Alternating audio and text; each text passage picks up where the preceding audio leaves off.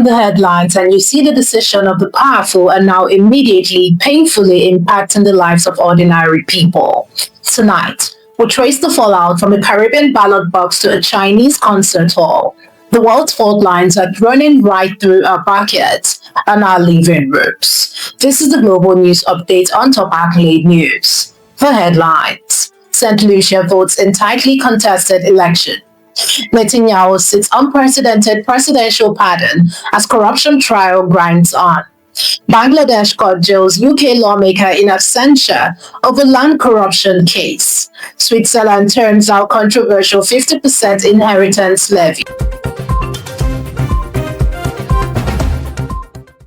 In the Caribbean, voters in St. Lucia went to the polls on Monday to elect their legislature and choose a prime minister, with incumbent Philip Pierre's Labour Party seeking to maintain its strong majority against Conservative opposition leader Alan Chesternet, whose United Workers' Party has campaigned on enhancing security, increasing financial transparency, and reforming the island's citizenship by investment program.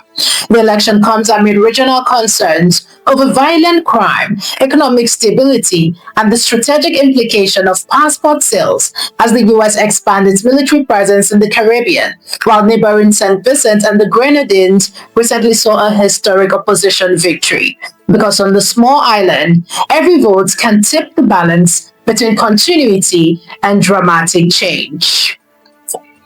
From the Caribbean to the Middle East, Israeli Prime Minister Benjamin Netanyahu has formally asked President Isaac Herzog for a pardon in his 5-year corruption trial, arguing that constant court appearances and political paralysis are hindering his ability to govern, even as he denies bribery, fraud, and breach of trust charges linked to alleged favors for wealthy backers and sympathetic media coverage. The request, described by Herzog's office as extraordinary, will move through the Justice Ministry's pardon process, drawing backing from coalition allies and sharp opposition demands that any clemency require admission of guilt and resignation, while U.S. President Donald Trump has urged consideration of a pardon and lawmakers one of deepening national division, because a leader may outlast the trial, but not the shadow it casts. The rule of law has been tested in a surprising international clash.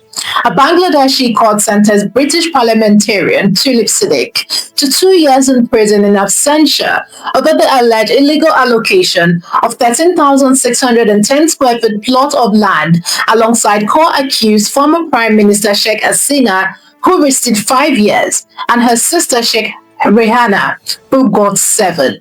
The verdict added to Hasina's previous death sentence for a violent protest crackdown and a combined 21-year term in other corruption cases, while prosecutors said the trial abused political power, and Siddiq, who resigned in January as UK Minister for Financial Services and Anti-Corruption, continues to deny the charges as politically motivated, highlighting the clash between justice and politics amid a lack of UK extradition. Now a look at wealth and democracy. Swiss voters overwhelmingly rejected a proposal to impose a 50% tax on inherited fortunes of 50 million Swiss francs or more, with 78% voting against the measure, surpassing pre-vote expectations. The initiative, championed by the youth wing of the Social Democrats to fund climate projects, faced criticism for potentially driving wealthy residents out of the country and reducing tax revenues, while the government had urged reduction, reflected a strong national resistance to wealth redistribution, despite rising living costs and global debate on taxing the ultra-rich. You're watching the Global News Update on Top Accolade News. Do stay with us. Still to come.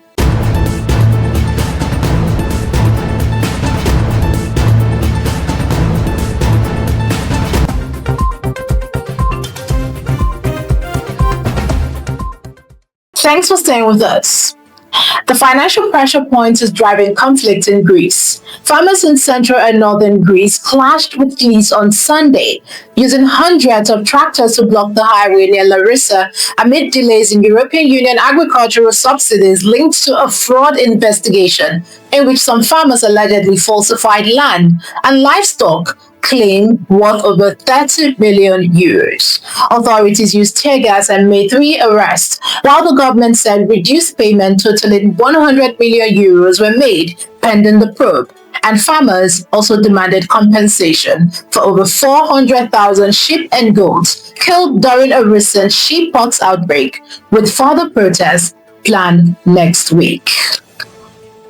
In international waters, congressional committees are investigating U.S. military strikes on suspected Venezuelan drug smuggling boats after reports that a follow-up attack on 2nd of September targeted 2 survivors of an initial strike, a claim dismissed by Defense Secretary Pete Hegseth as fake news and backed by President Trump.